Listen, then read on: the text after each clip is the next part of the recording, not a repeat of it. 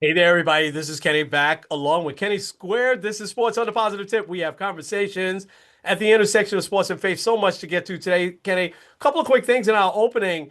Um, the Knicks won by 54 points yesterday.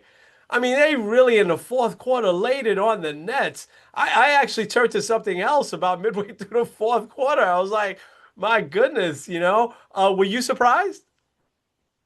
Especially with all the noise that we've Yeah. seen in the last few days, I was surprised that they're like, "Oh no, we're just gonna have our biggest win in franchise history." Yeah. Also, Nick Claxton Yeah. went on a press conference and said, "Hey, I've never lost to the Knicks," and since then he's 0-13 against them. Isn't it just, I really like Nick Claxton is one of my favorite players and on the Nets, definitely. He's probably a favorite player on the Nets, but he shouldn't have said that. And it's so weird how their last 25 games they played with each other, the Nets won 12 straight, and then the Knicks now have won 13 straight. Such a, uneven type series. We're gonna get more into the Knicks later on. Uh, so I have a trivia question for you. What is Bo Bichette's first name? I'm assuming it's not Bo. Uh,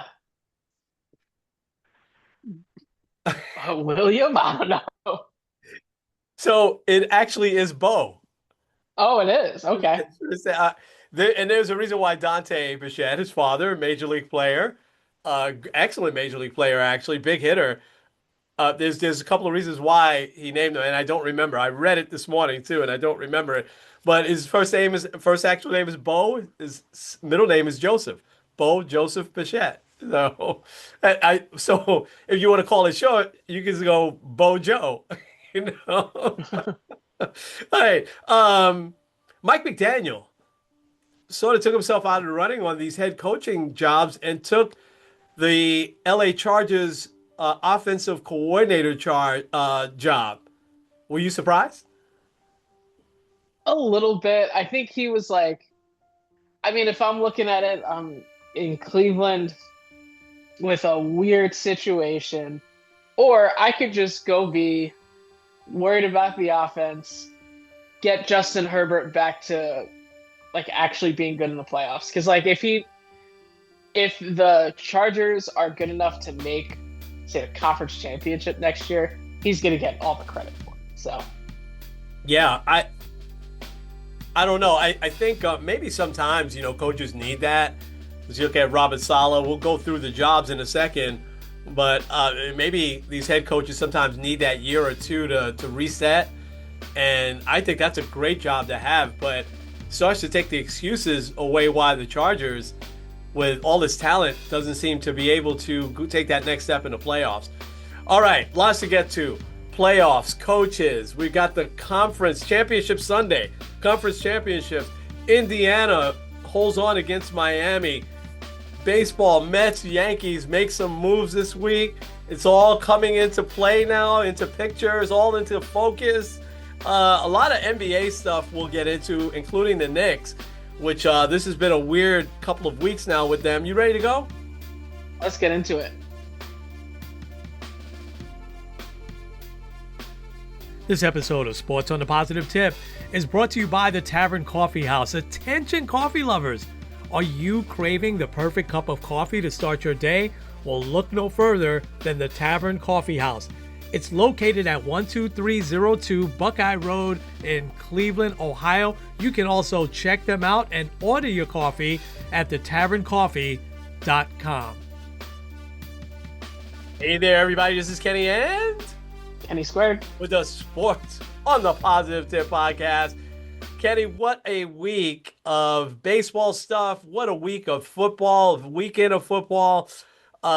Stuff happening now in the NBA as most teams are past now the halfway mark over 41, 42 games. Um, but let's start with this coaching carousel in the NFL, which I think is going to probably drag on a little bit now with some of these other openings. So the Bills lose to the Broncos, and we'll certainly get to those games this past weekend as well as look ahead. And they fire Sean McDermott after 9 years.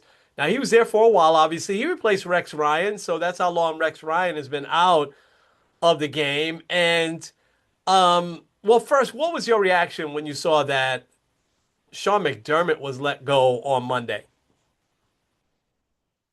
I was a little surprised because I thought there was a chance if he lost in the wild card weekend that he would be let go. But like that game was kind of weird. Um, like Josh Allen had four turnovers of his own, and I think that was like because a lot of people have been talking about the refs, and I mean we talk about this a lot on here. To me, yes, you're gonna get bad calls in a game, but it's not the refs that cost them that game. I think what cost the Bills that game is that Josh Allen fumbled towards the end of the second quarter that led to Big play. um, an easy Broncos field goal. Like, do I disagree with the call about the interception that probably should have been a catch? Yes. Like that was a bad call. The first pass interference that really set them into field goal range, also a bad call. I Yeah. get those. Yeah. But at the same time, you don't even have to get there if Josh Allen doesn't have as many turnovers as he did. Yeah. So like all of that aside, I'm a little surprised that they still did it because it kind of seems like the now that press conference with the owner Yeah. Yeah. was wild. Let's get into that. He said that the result of the game was why McDermott got fired. Your thoughts there? Which I can get that, but also in the same thing, you blame the refs for Yeah. losing the game. Right. So like, how can you both blame your head coach and blame the refs? Like, I don't think McDermott did anything to prevent him from winning the game. It wasn't like I think back in the last year on Thanksgiving when Eberflus made those horrible calls Yeah. that led like he didn't Yeah. call the timeout in time that Right. led to them Against the losing. Lions. Yeah. Against the Lions. Yeah. Like there, okay, that was head coaching.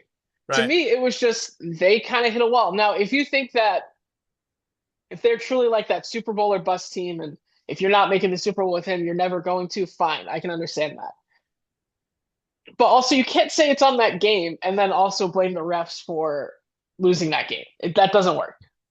Well, then he promotes though the GM to president of football operations. Now, listen, just a little taking a step back. Ralph Wilson owned the Buffalo Bills for a long, long time, and this is Terry Pagula we're talking about, who has owned the team now for a little bit, right? And he's kind of a hero up there because he figured out how to get that stadium built. I mean, they're going into a brand new open air stadium. He didn't cave in and put a dome there. I think most of the fans wanted that advantage of playing outside in the cold, and um, so he's been overall a good owner, and overall they don't make rash decisions, right? That's kind of just been their culture. So their coaches tend to stay there for a while. I think even Rex was there about 4 years or so, 3 4 years. But then it's odd because they don't even bring up.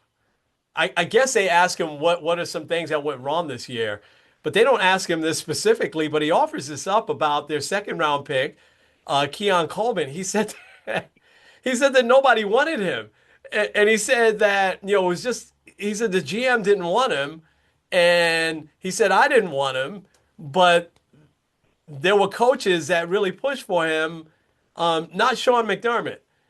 So I guess what he was saying was that assistant coaches overruled the coach, the GM, and the owner. That and and now you expect this player now to be good for you when you call him out like this. And so I would. I mean, what'd you think of that? That was weird. Really weird. Because like I'd understand it more if he was say going to be a free agent, Yeah. but like he's supposed to be on the team. Yeah. But like imagine if you're sitting there and you see on social media that your boss is like, yeah, no one really wanted this guy here, but he's here anyway. Like, Except are you supposed to go back to work and act like nothing's happening? I know, except some random assistant coaches push for him. I mean, and he had to go back and clarify all that. He sends out other statements. But listen, I think after 9 years, right? I don't think it's unfair. I think he really worded it wrong. You shouldn't fire any coach because even Eberflus, remember Eberflus had about 6 or 7 games that year that they kind of blamed on him, and I think that was the final straw on Thanksgiving Day. It wasn't even one game for him. Um, and he shouldn't have said that. I'm sure it's not one game for McDermott. But then he says that he goes in the locker room and he couldn't stand to see what he saw. And I'm like, really? So that just happened? I mean, that wasn't happening all year long, that because I mean, of course they're down. What does he expect them to be celebrating in the locker room? So, but I again take all of that out. I think he just worded things terribly. I think that letting McDermott go after 9 years is fair because, yeah, this was the Bills' window. I mean, and the Bills really didn't replace some of the free agents that they lost. There certainly they had some key injuries too, but this was their window, man. I mean, and unless it could have gone either way. The Broncos are very good, the Patriots as well. We'll get to all of that in a second. But I thought it was not unfair until I hear this conference and I'm like, what is wrong with him? That was really strange. Um, the other thing too, um, the GM also getting a promotion Yeah. kind of seems weird. Because like also since Josh Allen was drafted, he's drafted 65 guys and only 2 of them have been Pro Bowlers. I, Like that's not that's not good enough to get promoted. I, You know, it's almost like LeBron James all those years. It's maybe a bad comparison, but LeBron James all those years in Cleveland where he couldn't win his first time around, right? And Yeah, then then you surround him with some really good players, and Kyrie Irving comes up, and that's it. Looks like you got some breaking news there. I do. This is from Jeff Pass and also John Heyman is saying it. The Texas Rangers have gotten Mackenzie Gore in a 5-for-1 deal. Oh wow, that's huge. That is huge. Wow. Wow. Mackenzie Gore is I'm surprised the Nationals are trading him, but the Texas rate, that's a good trade for them. I don't care who they gave up. I'm sure it's probably mostly minor leaguers, right? Would be my guess. But that's wow. Okay. We'll get to Yeah, baseball. Yeah, we'll get to baseball in just a bit. Wow, that is big news.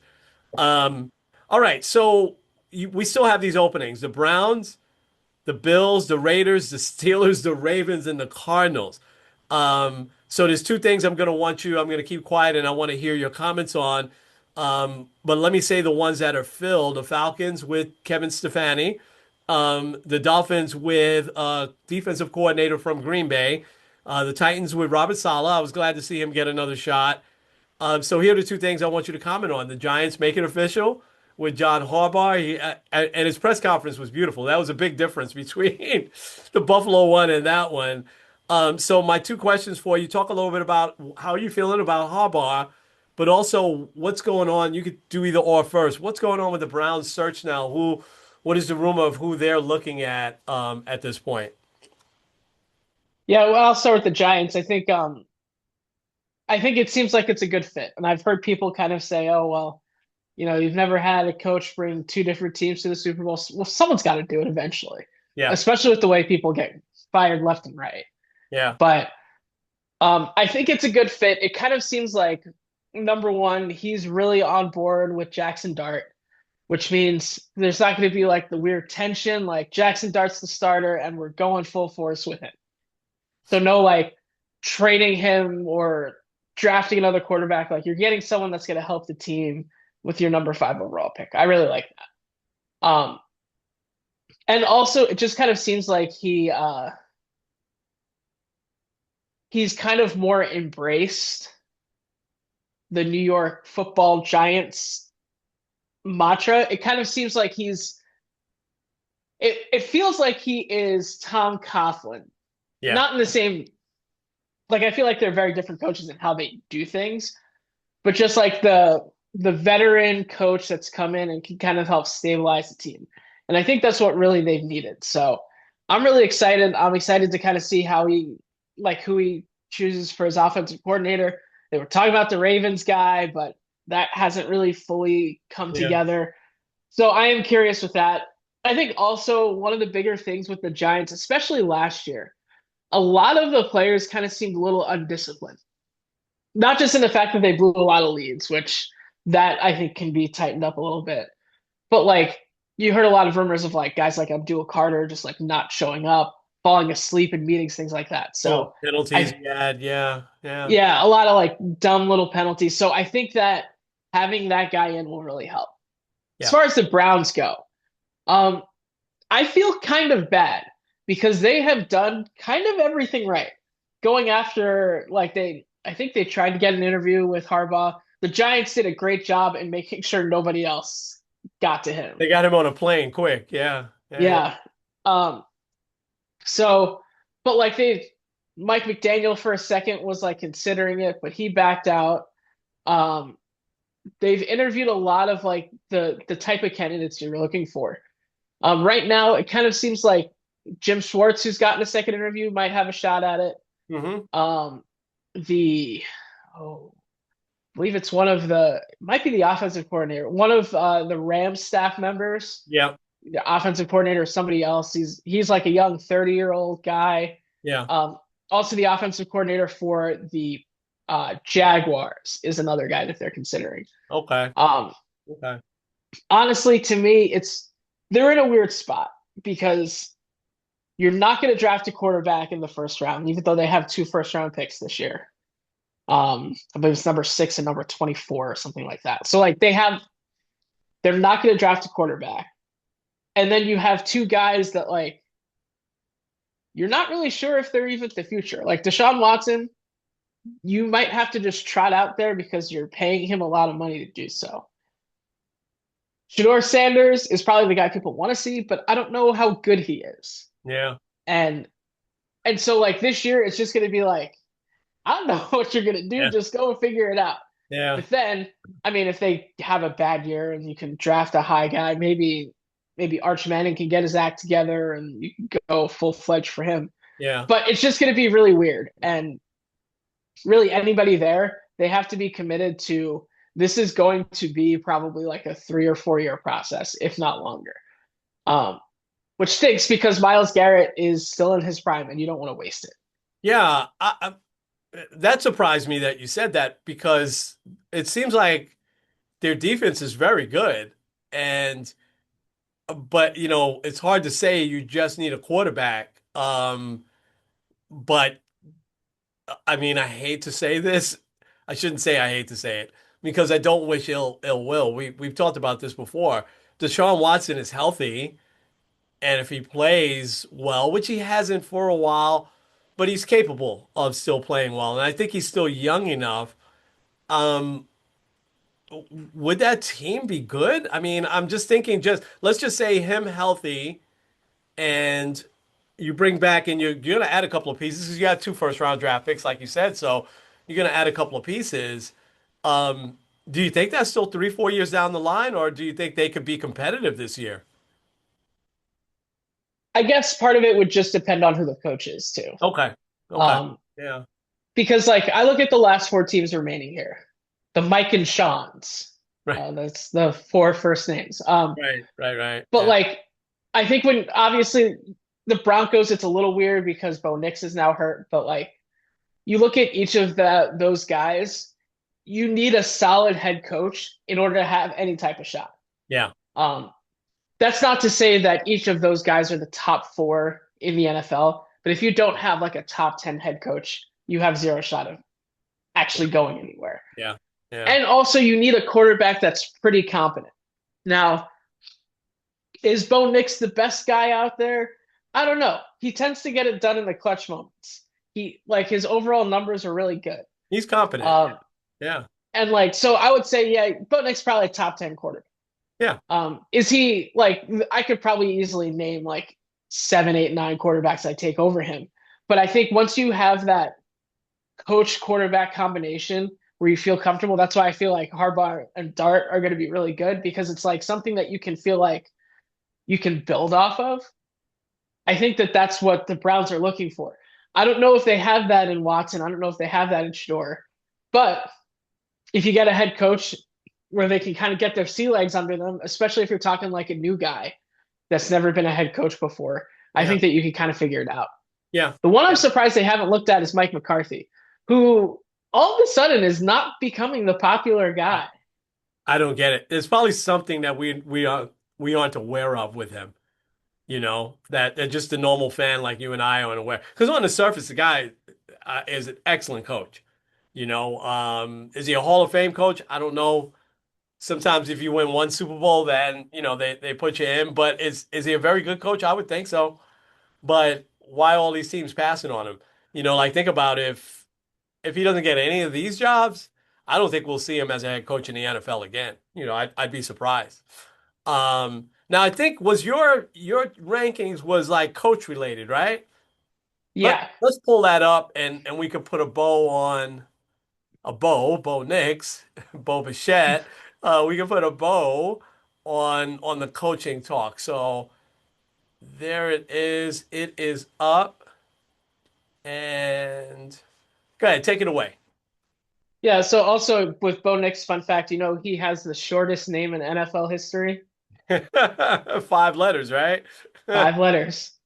Um, all right, yeah, I ranked the coaching vacancies from this year. I know obviously some of them have been filled already. Um, so the bottom tier, tough spot to be.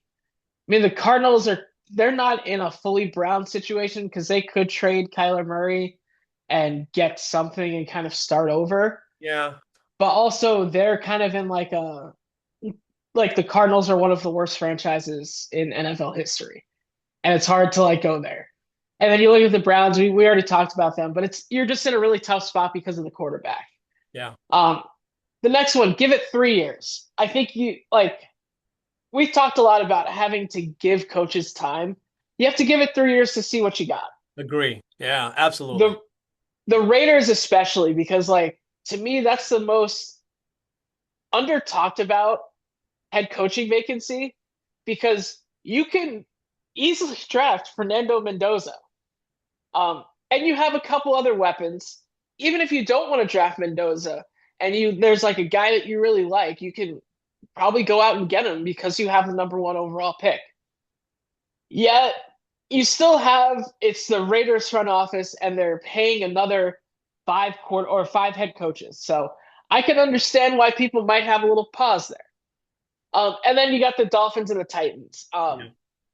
I think both of them, it's just going to take a minute. I mean, Tariq Hill will be healthy. I don't know what you do with Tua because I don't think you can really play him, but also he's making a lot of money. Yeah. So you can't really just go out and get another guy. I don't know. They're in a weird spot with him. Yeah. The Titans, I think Robert Saleh can really help give them that defensive identity. I mean, look what he did in San Francisco with crazy injuries. Yeah. Um, Yeah. all you need is Cam Ward to be competent, and if they get the right offensive coordinator there, I think they'll be fine. Yeah. Lots of pressure. The Bills. You talked about their window. Like this year was their window. You didn't have Lamar, you didn't have Burrow, you didn't have Mahomes. Now you have Drake May, who's made an AFC championship game. You'll have Bo Nix trying to come back from an injury, and he's going to be hungry for another opportunity. And there's going to be a couple guys that take that huge step forward. What are the Ravens and the Steelers going to look like? If the Steelers can get a guy that's pretty decent at quarterback, that's not 1,000 years old, they could be up there. So there's going to be a lot of pressure on whoever that is. My gut is still sticking with Brian Daboll. They interviewed him today, so we'll see kind of how that goes. But Okay. Yeah. which I think that might be a big fit, but there's going to be a lot of pressure because Josh Allen's running out of excuses. You can't talk about the rules. Since they changed the rules because of the 13-second game, Josh Allen's 0-3 in overtime. Like, Yeah. Yeah. there's going to be a lot of pressure there. The Yeah. next could win the Super Bowl with the right hire. I mean, the Ravens, they have the two-time MVP in Lamar Jackson. Mm-hmm. You have the pieces. You have Derrick Henry. If you can get a good system and you can get the right head coach in there, you could probably be very good contender / win the Super Bowl. Yeah. The Steelers, they have a great defense. Yeah. They have not had a consistent quarterback since Ben Roethlisberger. Yeah. Yeah. They Yeah. need to figure that out in order to kind of take that next step. And then the last tier, we're back. The Giants are back. Like I feel like, especially when you're looking at the rest of the the NFC East. The Giants now, I think, have the best head coach. Yeah, I would take make that. Harbaugh over Sirianni. I would take him over Schottenheimer. I take him over Quinn, probably. Um, and then also the Falcons. The Falcons finished the season tied for first place, but finished in third. They'll have a third place schedule. The other two teams in their division are kind of in that still we're kind of mid area, and you have a good head coach. You can figure out the quarterback situation. Um, the biggest thing with me is going to be seeing them face the Buccaneers. I don't know if you've seen any of um, the Oh, stuff between Stefanski and Well, yeah. I guess more Baker kind of taking shots at Stefanski. Surprised me. That really did. I was a little disappointed in Baker, to be honest. Yeah, it's been a minute since he's like Yeah, kind of been that abrupt, yeah, but yeah, you yeah. could tell that like him getting like kicked out of Cleveland in the middle of the night really hurt him. And I don't blame him. I wish that he was still in Cleveland. Yeah, yeah, yeah, yeah. Um, I think what did I want to ask you here on the Falcons? He's got to figure out that quarterback situation as well, right?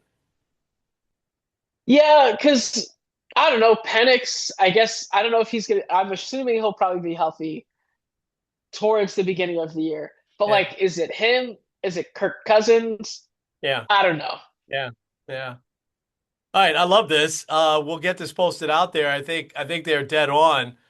Um, boy, the Ravens, I think, have the most pressure to pick the right guy. I mean, you have it up there that they could win a Super Bowl or go pretty deep in the playoffs.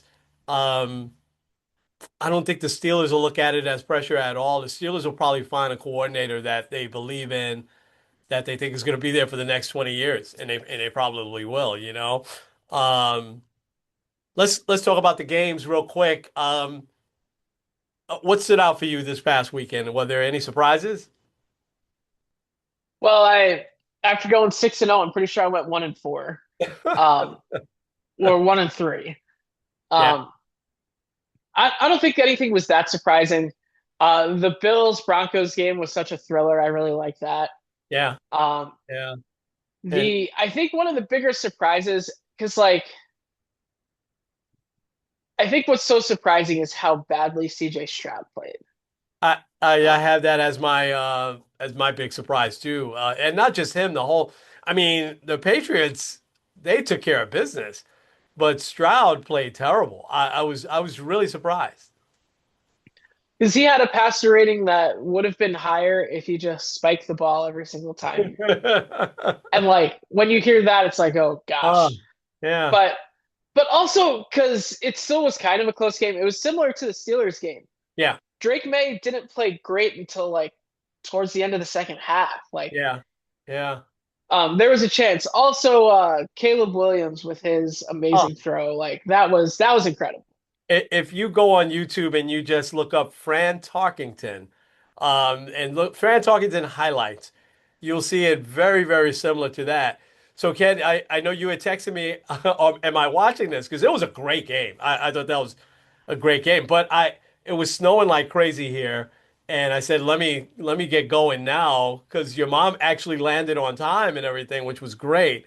So I'm driving to the airport, but it took me a long time to get there. Thank goodness I left early. I was there in plenty of time for her to land.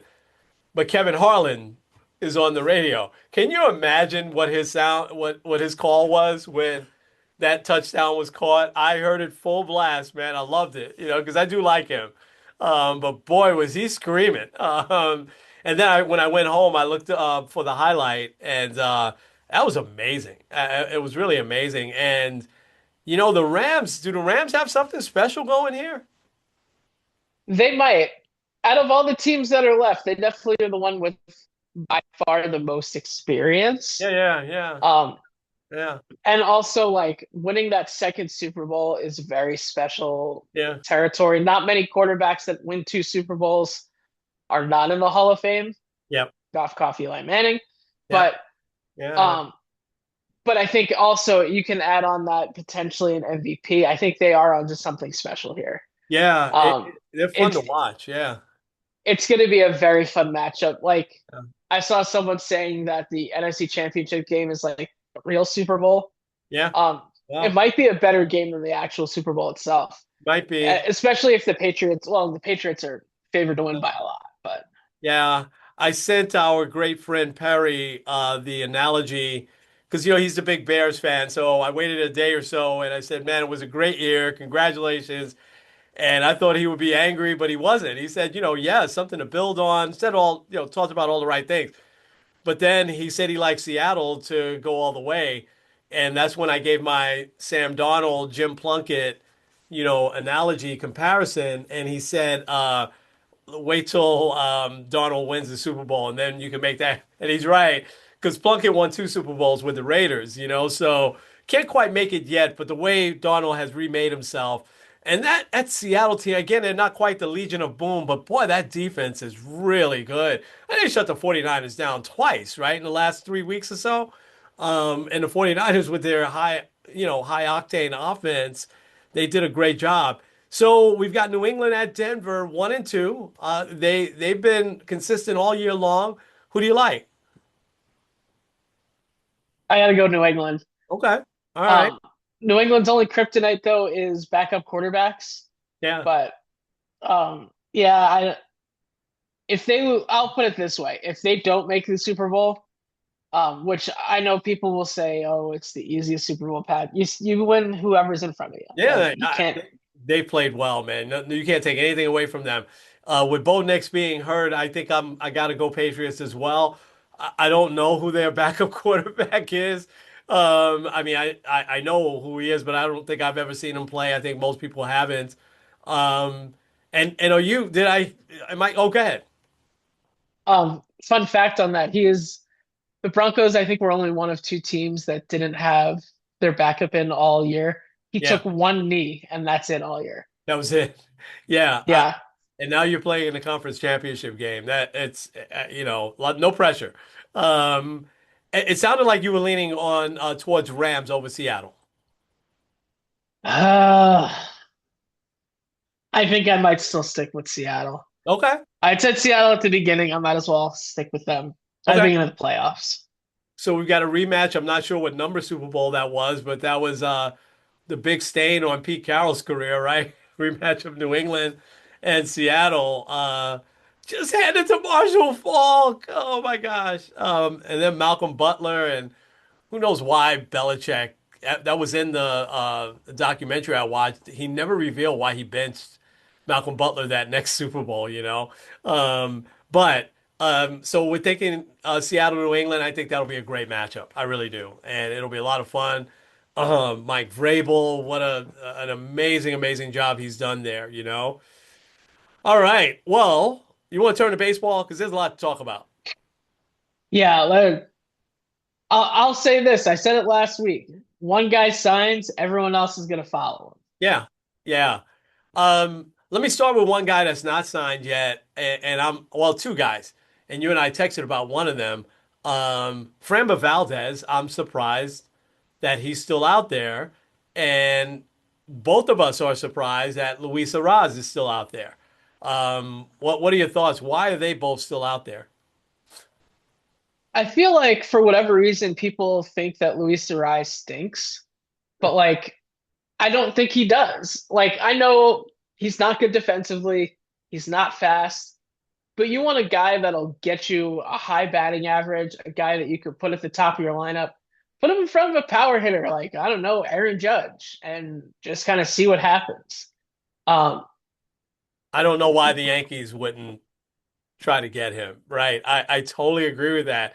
I mean, he'll be on base so much for Judge. He really would. You know, now he's the only player in Major League history to win three straight batting titles with three different teams.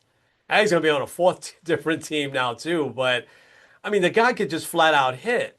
And I don't understand why that's devalued in the game today, because they say he doesn't hit the ball that hard. Well, he has to hit the ball hard at times. I mean, and do you really care if it's a bloop base hit or it's a line drive base hit? We don't care, right? If we're rooting for him. Valdez, I mean, you've never been a big fan of Valdez. I think some of that has to do with your Astros bias, but is it the thing last year, him throwing at his catcher and then clunking off and hitting the umpire too? Do you think that has a lot to do with it? I think that's part of it. Also, apparently, he sent like out like a 20-minute video of like all the good things that he's done, Right? like all of like his highlights, which like only bad guys send out videos of why they're a good guy. Wow. Um, and Okay. like, I mean, because he wasn't directly involved in some of the Astro stuff, and he is a great pitcher, a left-handed pitcher that could be the top of your rotation. But like, I think my guess is that it wasn't just that very public incident, but there's probably other stuff behind the scenes that Maybe. people are a little weary of. Maybe. And again, those are baseball people, insiders will know that stuff. We don't. On the outside, I see a big time pitcher, left-handed, and has been really, really, really good in the postseason.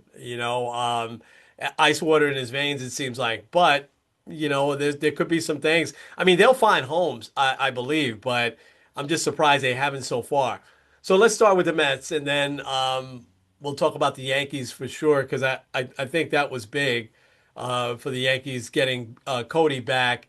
So listen, when back in November and December, you were one of the ones telling me to be patient, and I was patient. I said, listen, we don't know what the full picture is going to look like here. The two moves I really didn't like was Edwin Diaz, and then Pete Alonso. It was so apparent that the Mets just didn't want Pete Alonso back. Right? We could just put that out there. But I think Edwin Diaz was really that one infuriated me because I felt like they just dropped the ball. They didn't go after him aggressively. I don't think they thought he was going to go anywhere else. And I think they thought their offer was good enough. And you got the Dodgers there, who again did the thing with Kyle Tucker. Now remember last week I said that I think Kyle Tucker isn't the best fit for the Met lineup because he's left-handed. Although I would have taken him in a heartbeat, right? So then we go out and get Bo Bichette. We get Luis Robert Jr. And then last night, the big trade for Freddie Peralta. So I'm feeling really good about because they also shored up the bullpen. They got Luis Garcia. They got Tobias Myers, who's been a good pitcher because I've seen him with the Brewers. He started me. He started that game three, pitch five shutout innings against the Mets in that game three that Pete Alonso won for them. So he's been a good pitcher. I was surprised that he got thrown into the deal. With the Brewers, it's always salary, where they dump these guys, even though they had the best record in the National League. You'd think they try to keep that team together, but I thought they picked up two of the Mets' better prospects. So these guys might turn out to be really good. Here's the one thing I'm gonna be picky, Ken. The one thing that bothered me about the Bichette and Peralta moves, they seem short term because Peralta's a free agent at the end of this year, and Bichette can opt out, and he will opt out. That press conference, I don't know if you saw that, got weird when they asked him about that. They said essentially, one guy said, essentially, it seems like you just signed a 1 year contract. And that was after he said, "Oh, I can't wait to be here in New York. This is great." And so he didn't answer it. He looked at his agent, and his agent said, "Well, we don't know if he will opt out or not. What? Come on, he's going to opt out, even though if he doesn't, he still makes a lot of money in 3 years. I mean, the Mets, didn't hold back on the money there, but and then the whole thing with how he stood the Phillies up. They swore he was going to sign with them. Nonetheless, I didn't realize this. I'm sure you probably did because you watched Bichette and the Blue Jays a heck of a lot more than I did. That Bichette had the highest batting average of hitting in the clutch, not just this past year, but the last 2 years. And he's had 2 years where he led the American League in hits. So we're getting a pretty good ball player here.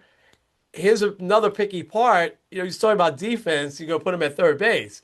He hasn't played third base, right? And you're probably going to put Polanco most of the time at first base, where he hasn't played much at first base. But I think both these guys are athletes, and I think they'll be fine. So overall, I'm ecstatic. I think Luis Robert Jr. is take a chance on this guy. Why not? I mean, he had a big year a couple of years ago, and then he's been just um, with the bat. But on the field, he's an outstanding fielding center fielder, which is what you need. but you need more of the offense, right? Because Tyrone Taylor is just about as good as they come when it comes to fielding in center field, but he can't hit. Um, so I like the way the team is shaped up now. You're potentially looking at Peralta, Senga, McLean, Peterson, Mania, Clay Holmes as starting pitchers. Those are six. So someone will probably be left out there. Maybe they'll find a taker for Kodai Senga. I'm fine if he's healthy and he pitches well. So that's my only thing. I don't like in this time that you don't have some guys tied up long term, like when they signed Nimmo a few years back, when they signed McNeil a few years back, Lindor, Soto. You know these guys are going to be here.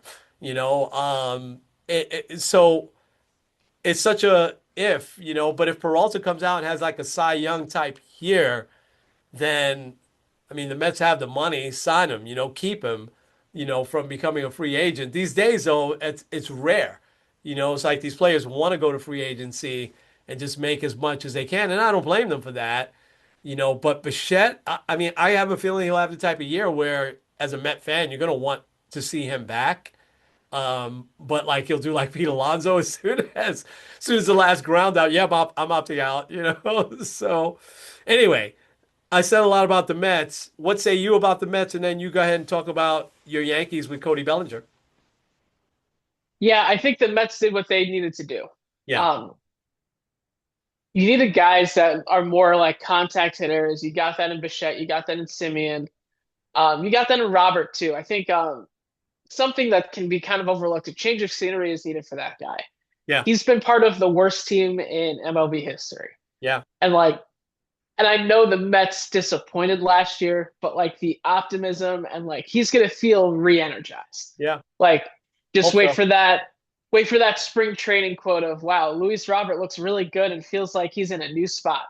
He Yeah, feels like he's in a new frame of mind or something. yeah, yeah, Um, but like I think the biggest thing that we had said for 3 years now, really since they traded away Scherzer and Verlander, that the Mets needed an ace. They needed that guy that every 5 days you can rely on to give you the ball and give you a chance to win. yeah, And I know you might have that a little bit in McLean too, and he's young and he could probably step up into that. But I think having that in Freddie Peralta is going to be really good. yeah, I think there are two concerns of mine for the Mets. One is what you said before, the long term. It's a little iffy because let's say the Mets haven't given out under David Stearns. They haven't given out a lengthy contract that's not named Juan Soto. right. Um, so my concern would be that they would try to do a 3 year, $150 million deal with Freddie Peralta, but then get outbid by the Dodgers or Yeah, get outbid by somebody. yeah, I'll talk about the Dodgers in a sec, but yeah, um, so like, but if you're looking at the 2026 season, you're looking at the rest of that division. I mean, we just found out that the Nationals lost Mackenzie Gore. hmm Um, the Braves, if they're healthy, could be really good. yeah, The Phillies are kind of staying pat-ish, but yeah. also they lost Ranger Suarez. Um, and you don't know if you're going to get full health from Zach Wheeler. The Marlins will be better, and hopefully you don't play them the last weekend of the season and they ruin your year again. Um, Yes. but like, I think this Mets team offensively will be better. Their rotation, I think, is the pieces that they need are there. My biggest concern outside of the long term effect is the bullpen.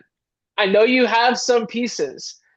Devin Williams was shaky as a closer last year. Luke Weaver at times was good, but also at times looked really bad. I think he had like a 9 ERA after September. He was like basically out of the playoff mix. Yeah, So like I think that could be a strength, especially if like because Luke Weaver can give you multiple innings. Devin Williams, when he's on, has one of the harder pitches to hit. But that's just kind of a mini concern for me when it comes to the Mets.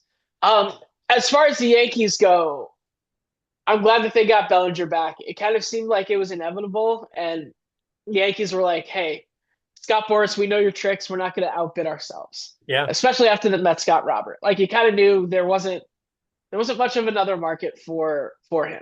Yeah. especially also after the Dodgers got Kyle Tucker. Like, because he was the last piece, it was just kind of obvious. And the Yankees were like, this is our deal. Come back to us when you realize that you have no other deal.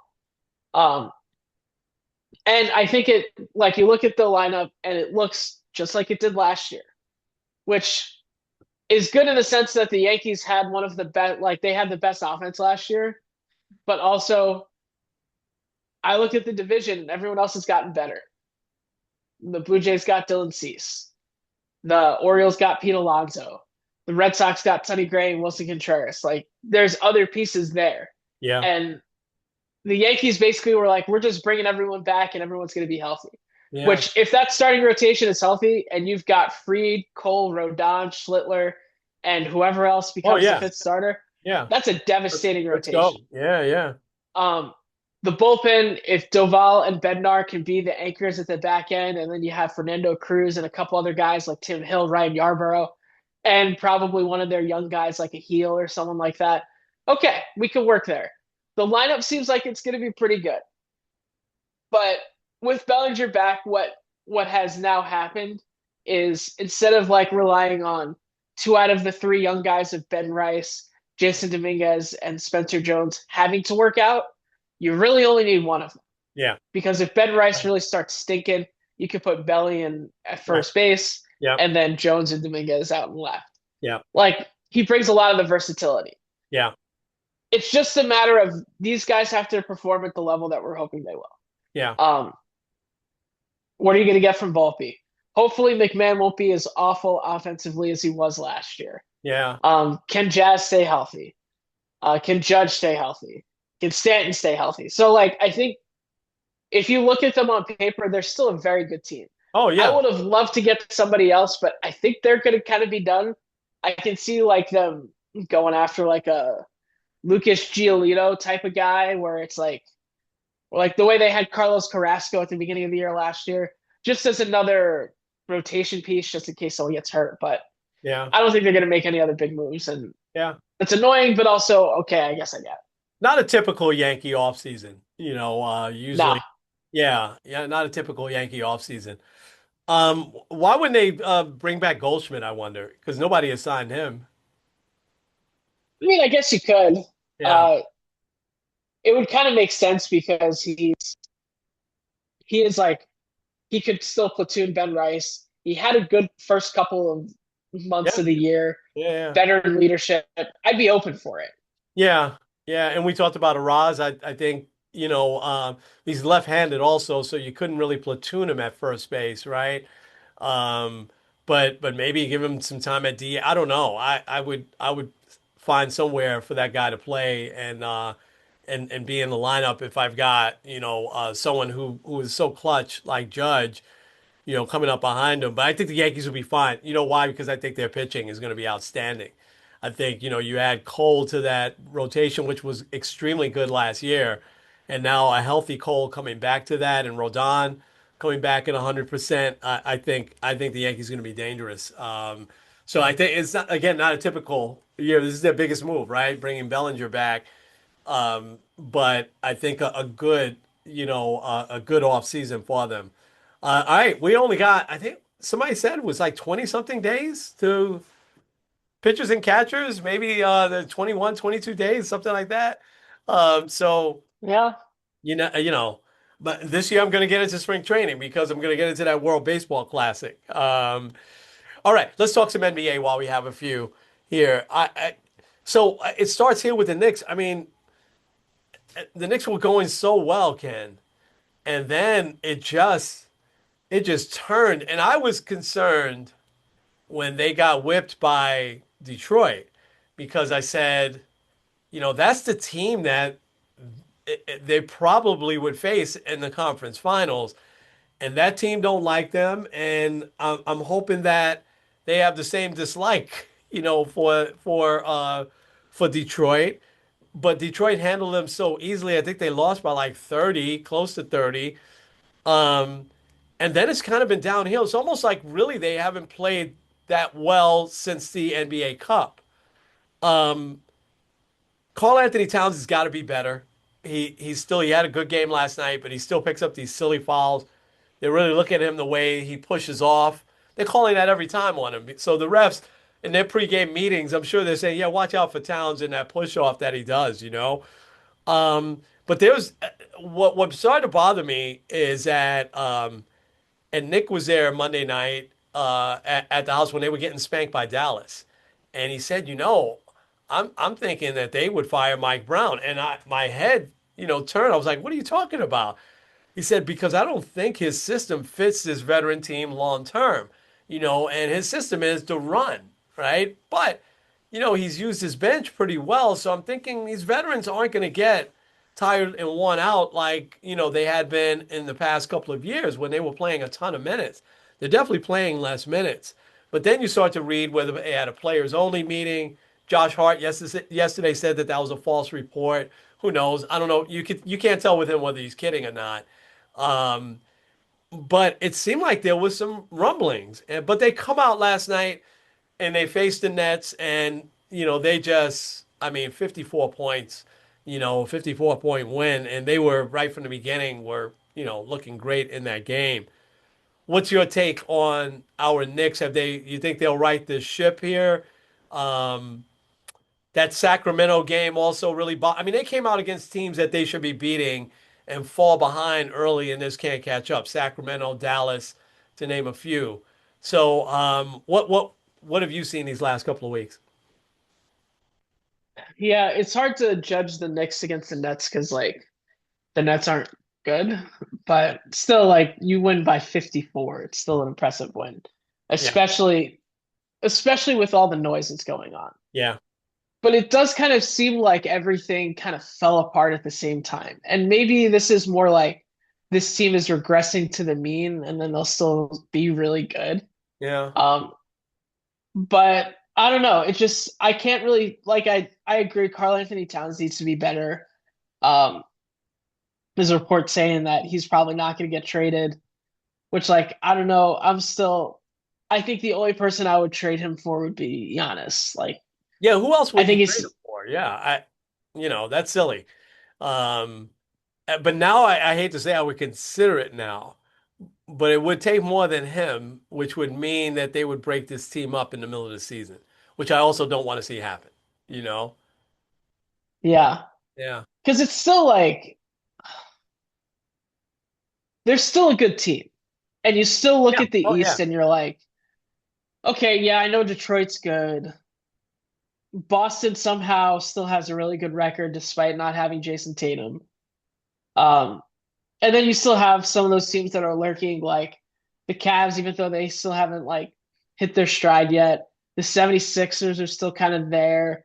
So like I still would pick the Knicks over those teams. Yeah. Um, but I don't know. It kind of seems like since the NBA Cup, they've kind of not been the same team. Yeah. And I don't know. I mean, it's a long season, Yeah. and I think like if we hit the trade deadline and we're still kind of in like the weird, I don't know if they've gotten over it. I Yeah. can see one of two things happening. Either like, okay, we stay solid, and Yeah. if things flame out in the playoffs, then buy Mike Brown. We'll try to figure out the head coach again. Yeah. Bring back Tibbs. Or my worry would be that they make a panic move and the same thing happens. Yeah. Yeah. Yeah. I think I sent you this message that this talk of Mike Brown was bringing me back to when they brought in Don Nelson to replace Pat Riley. And it was all good. It was almost the same as that. And they got off to a fast start. They had championship aspirations, still only, 2 years removed from being in the finals. Still had Patrick Ewing, Oakley, Anthony Mason. Still a great team. But they started to do the same thing, and all of a sudden it started to come out that they had started to tune out Don Nelson, and because there was no loyalty there, Don Nelson never played for the Knicks. He had never was like an assistant coach with the Knicks. He played for the Celtics. He was a coach for the Bucks for a long time. Um, and so the Knicks fired him literally at midseason. But Jeff Van Gundy took over, and they started a really good run with Van Gundy for the next 4 or 5 years. I think Van Gundy left in 01, 02, or something like that. I don't want to see that same thing happen. I like to see Brown here for a while. but he's got to. I think he's smart enough and he's more of a veteran coach to figure out, okay, I got to change the system here. He's not Phil Jackson, right? He's not going to keep the triangle no matter what. You know, he definitely will change things up. What did you make of the whole LeBron James genie bust thing with the Lakers? Does that have any impact on the Lakers, now? Jeannie Buss came out today and said most of that article is untrue, that she has zero issues with LeBron James, and so who knows what to believe. But, LeBron James is not the Lakers' problem. The Lakers don't really have problems right now. They're still 10 games over 500, which is probably around where they should be. Is my guess. They could make a run to the finals with the team that they have right now because of Luca. But LeBron James is playing great. I think he's averaging 25 points a game. He's playing more minutes than you would think a 41-year-old would play or a 40-year-old would play. What did you make of that whole thing? It just seems very odd because like why is this like my biggest question is like why is this coming out now? Yeah. Um Yeah. because like you can't just ship out LeBron the way you want, because I'm No. pretty sure he has a no trade clause. Like I'm And he's, almost positive he does. and he's $52 million dollars is what Yeah, he takes. Yeah. like you can't get rid of him like that. Yeah. And yeah, maybe they're trying to put it out so then LeBron feels like he's being shaded a little bit and then decides to leave. Yeah. Um, but also like where is he gonna want to go? Back to Cleveland? Like, which that would be fun. Trust me, if LeBron James got traded to Cleveland Yeah. like tomorrow, people would go crazy here. Oh, And yeah. it would be fun, especially like if they're like, we're trading you to Cleveland, and then he announces that he's going to retire at the end of the year. Yeah. People would have a ball. Yeah. Yeah. But also like that would completely trash the Cavs because they would have to give up probably two or three of their core players in order to make it happen. Yeah. I'm not doing that. But Yeah. If I'm the Cavs, I'm not doing that. You know? Not yeah, not which now. 10 years ago, yes. I'd take the whole team. I'll take LeBron, you know. right. Um, I agree with you. It's just weird that it came out now, you know. Um, I said this, I think, before we got on. The Phoenix Suns are 27 and 17. And the only reason why I've noticed them is because they spanked the Knicks twice. I shouldn't say spanked. Those were both close games. But Devin Booker, you could tell that that is his team again.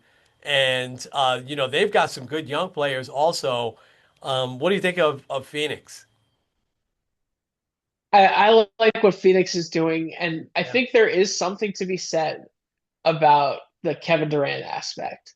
Because like I know if you're looking at the Nets, like they didn't really improve, but like the fact that they improved so well without him is a little alarming to how maybe he didn't fit in that well in Phoenix. Yeah. Um, but I don't know. It is very interesting to me. Yeah. But I think they are building something up. Devin Booker, I think, has kind of he's moved from like the very hyped young guy to the perennial all-star veteran. Yeah.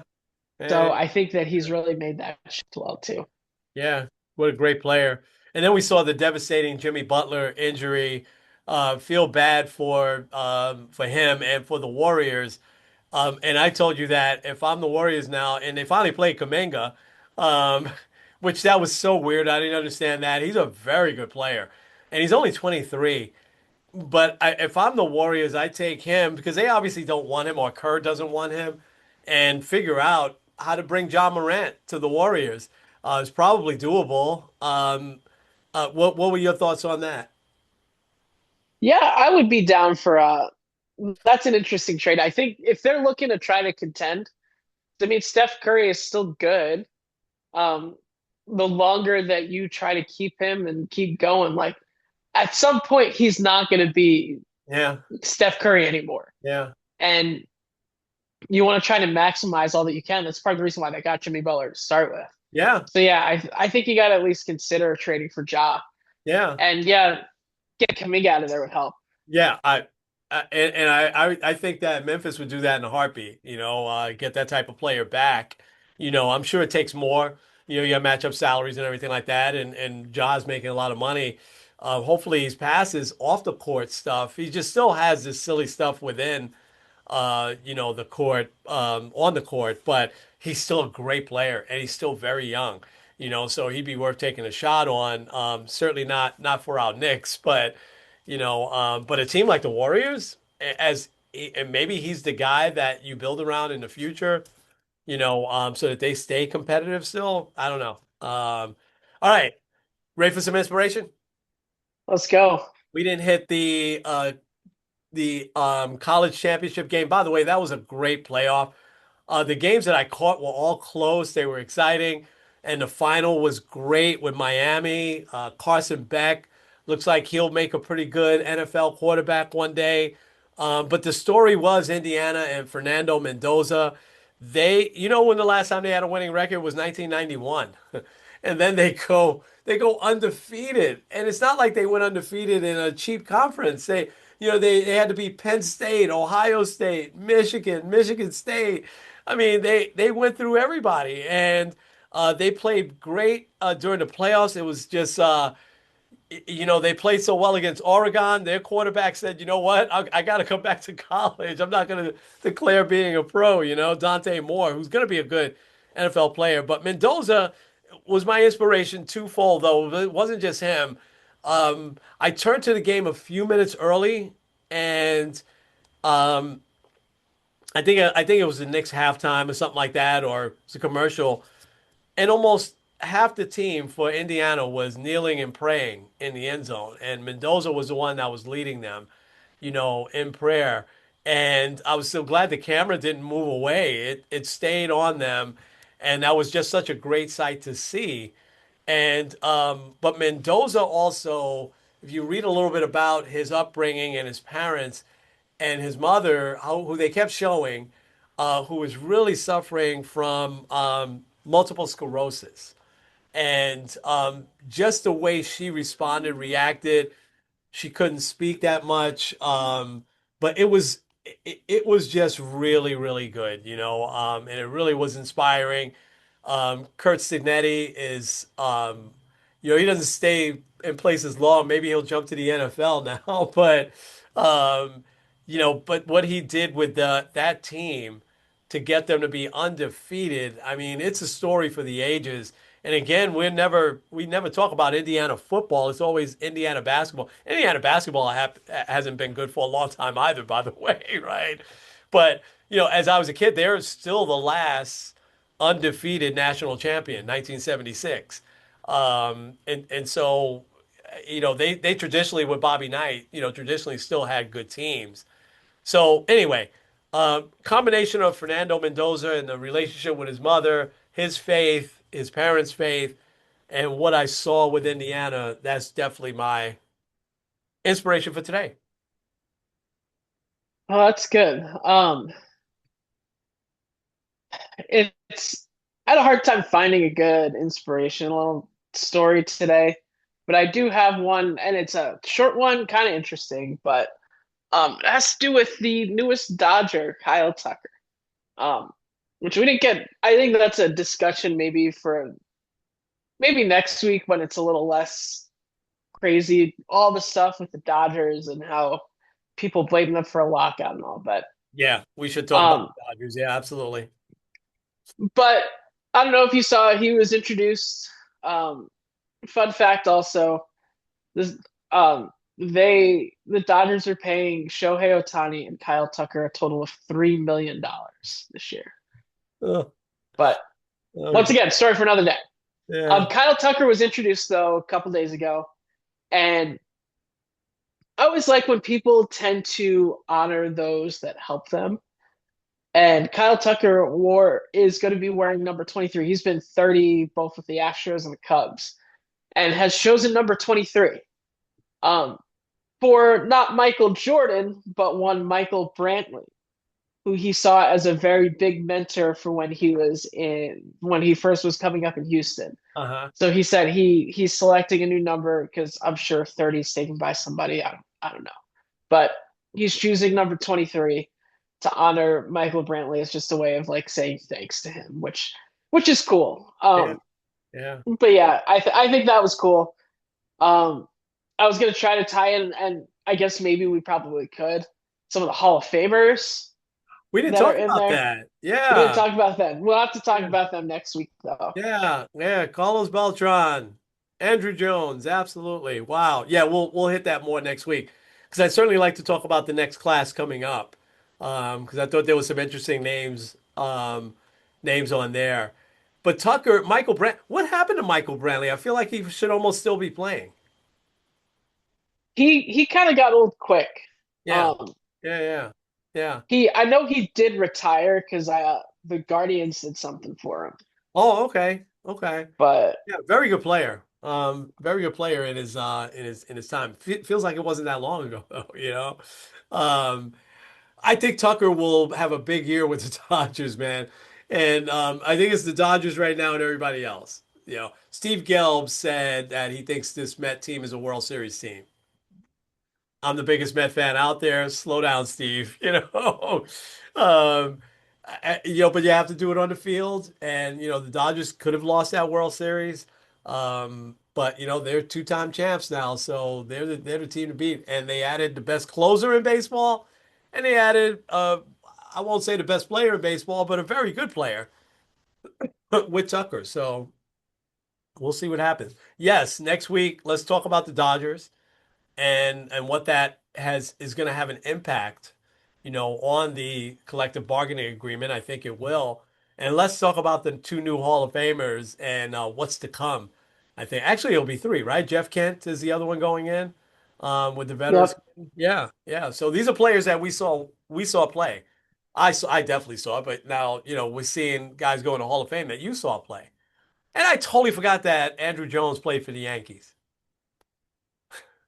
I just don't remember. Was he good on the Yankees or was he? No, Nah, he was old. no, he was also.